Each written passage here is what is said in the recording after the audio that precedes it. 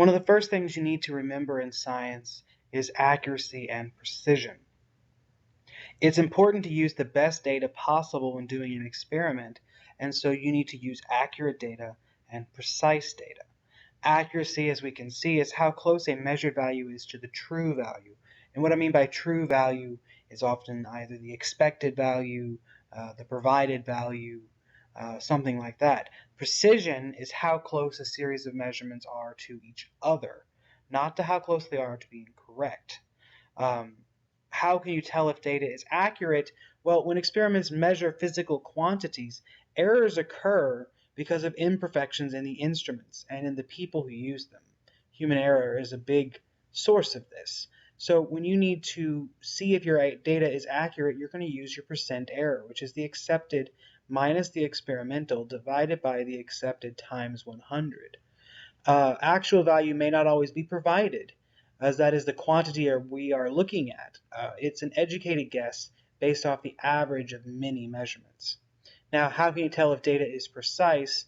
The number of decimal places that are shown in a measured value gives us an idea of how precise it is. So if the measurement has a decimal point in it, the precision is the place furthest to the right in the measurement. If not, the precision is the place where either the rightmost integer is, or where a zero with a line over it is. You'll see that sometimes. The digits in a measured value are referred to as significant digits, or figures. One thing in any math problem that is important to remember is the order of operations. Precedence applies. A common technique for remembering the order of operation is the abbreviation PEMDAS, or PEMDAS, which is turned into the phrase, "Please excuse my dear Aunt Sally." It stands for parentheses, exponents, multiplication, division, and addition and subtraction. So the basic rules of PEMDAS are provided below if you're not aware, but if you look at the example, 2 plus 2 plus 2 times 0 is equal to 4, I have no parentheses, I have no exponents. All I have is multiplication and addition.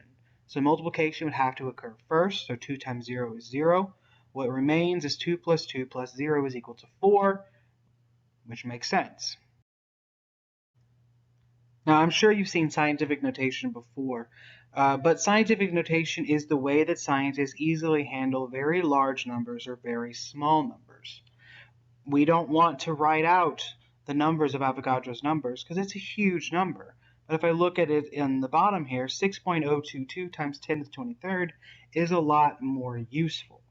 The 6.022 is my mantissa. The mantissa must have its absolute value between 1 and 10. But it can be any integer. My base will always be 10, and my power can be any integer, as my examples show 6, -8, 0. One side note, if the mantissa is exactly 1, then it may be omitted, which you will often see in pH calculations. Say, for example, if you have an H plus concentration of 10 to the -4, it just means that you have 1 times 10 to the -4th H plus in that solution. To simplify this a little bit, in biology, we will use this only for quantities with integer components smaller than -3 and larger than 3. You do not need to turn, say, 100 into scientific notation.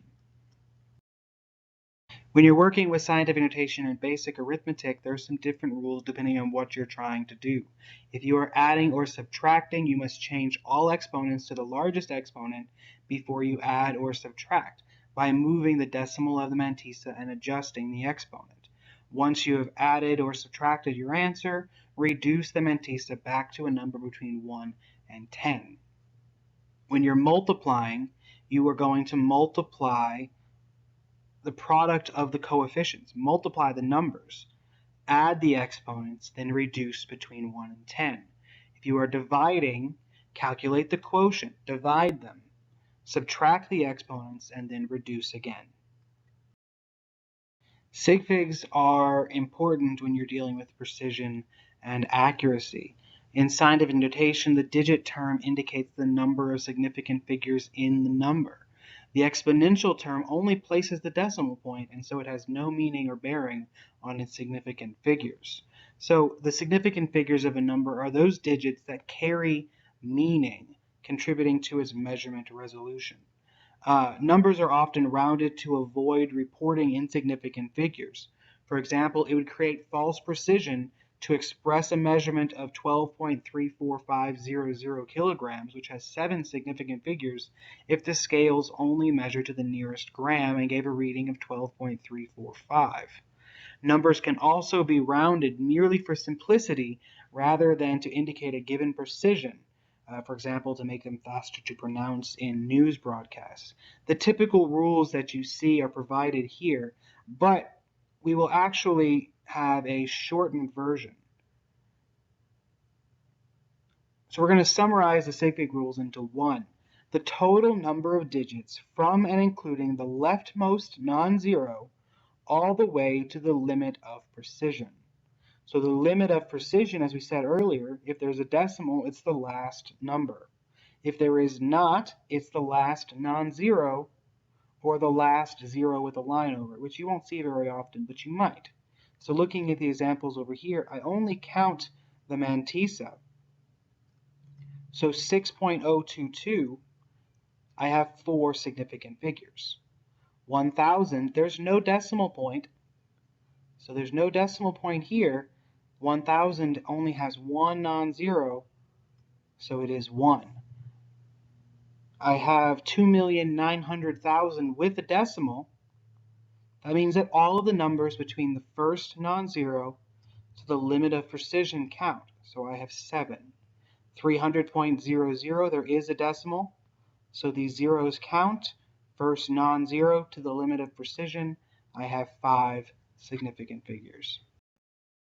When you're actually doing calculations with sig figs, it's simpler than it seems at first.